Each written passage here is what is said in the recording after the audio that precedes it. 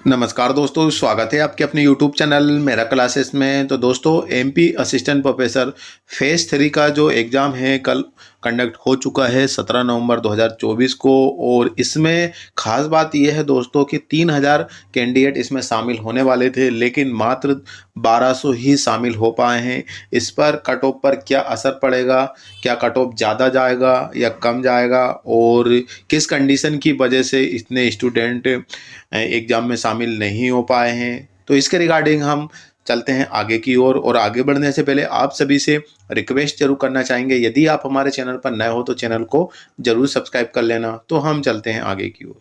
तो फाइनली दोस्तों, आप सभी का एग्ज़ाम हो चुका है। पीएससी ने असिस्टेंट प्रोफेसर के 3 फेज में इसके एग्ज़ाम कराए हैं। 9 जून फर्स्ट फेज है, इसके बाद सेकंड फेज है जो 4 अगस्त है, और 17 नवंबर मतलब आपका थर्ड फेज है। तो फाइनली 2022 से ये सफ़र शुरू हुआ था, और 2024 में मतलब नवंबर 17 नवंबर को तीनों फेज अब क्लियर हो चुके हैं। अब आपका सिर्फ इंटरव्यू होना बाकी है, और इसके बाद अभी तो आपकी फाइनल प्रोविजनल आंसर की आएगी, फिर चैलेंज करने के लिए लिंक आएगी, और इसके बाद रिजल्ट और इंटरव्यू की डेट। हालांकि इंतज़ार आपको करना होगा, लेकिन सबसे बड़ी जो टेंशन थी हमारी एग्ज़ाम की, जिसमें हमें स्टडी करना होता है, किसी को टाइम मिलता है किसी को नहीं मिलता है, वह टेंशन अब ख़त्म हो चुकी है। अब हमें डिपेंड है ओनली इनकी प्रोविजनल आंसर की पर।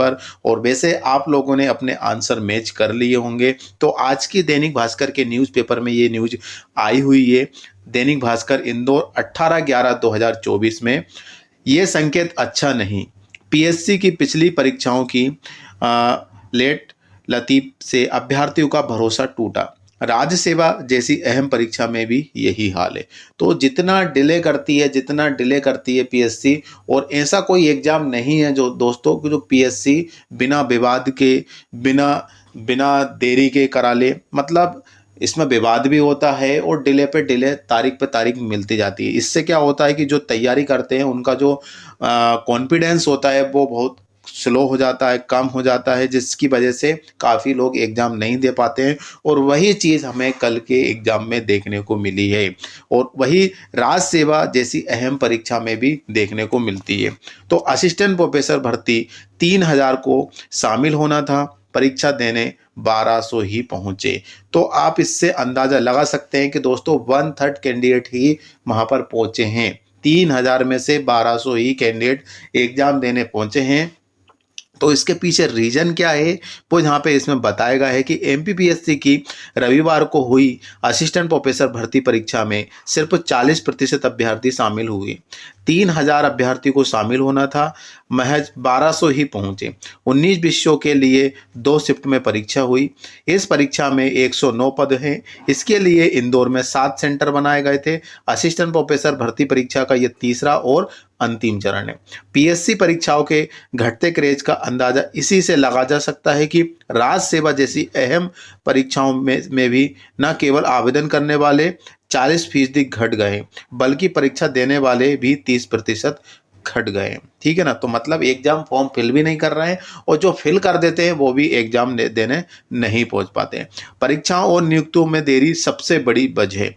दरअसल एमपीपीएससी की राज्य सेवा से लेकर असिस्टेंट प्रोफेसर भर्ती परीक्षा में लगातार देरी ने अभ्यर्थियों का भरोसा तोड़ा है।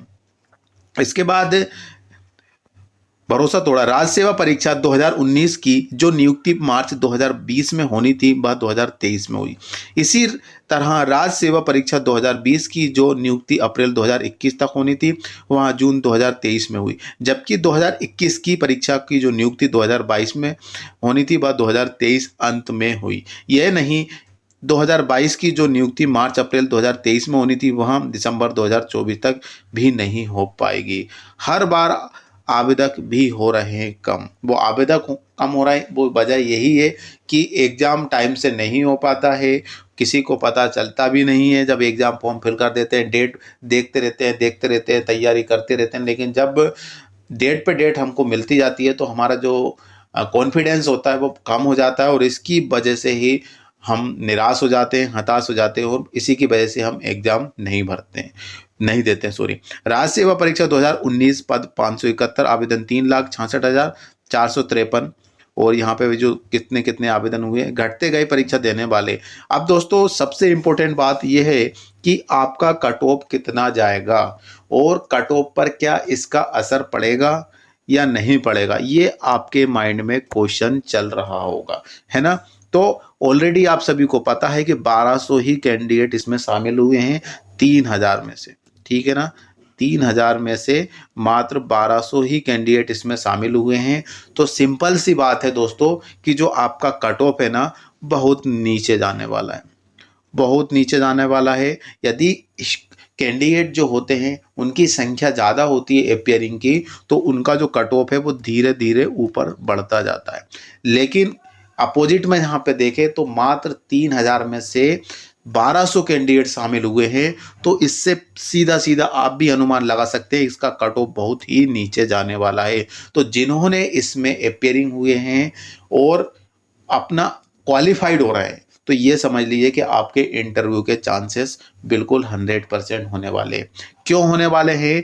क्योंकि आपको 3 गुना कैंडिडेट प्लस इक्वल मार्क्स को अंदर करना है, ठीक है ना। जैसे कि किसी सब्जेक्ट में 5 पोस्ट है, इसके 3 गुना कितने हो जाएंगे, 5 तिया 15, ठीक है ना। इसके बाद इक्वल मार्क्स, हो सकता है कि इसके बीच में कोई 2-3 कैंडिडेट ऐसे आ जाएंगे जो इक्वल हो जाएंगे। माना कि 3 कैंडिडेट हो गए तो कितने हो जाएंगे, यहाँ पे 18 कैंडिडेट शामिल हो जाएंगे। तो ये आप सभी के लिए गुड न्यूज़ है जिन्होंने भी इसमें एग्जाम अपियर हुए हैं और उनका पेपर क्वालिफाइड हो रहा है। लेकिन दोस्तों आपको क्वालिफाइड तो होना पड़ेगा। आप सोचो कि यदि हम पेपर 1 में क्वालिफाइड नहीं है और सेकेंड में हो गए हैं तो आपका इंटरव्यू कॉल आ जाएगा, या फिर फर्स्ट में क्लियर है लेकिन सेकंड में क्लियर नहीं है, तो बिल्कुल आपका चेक कॉपी भी चेक नहीं होगी, क्योंकि दोनों पेपर में क्वालिफाइड होना है। यदि आप रिजर्वेशन कैटेगरी से हैं, रिजर्व कैटेगरी से बिलोंग करते हैं, तो आपका 30% चाहिए ही चाहिए, ठीक है ना। 30% आपको चाहिए। पेपर 1 में आपको चाहिए 15 क्वेश्चन और पेपर 2 में जो चाहिए आपके वो हो जाएंगे आपके 45 क्वेश्चन, ठीक है ना। इसी के बाद यदि हम यूआर की बात करें तो यूआर में 40% को रखा गया है।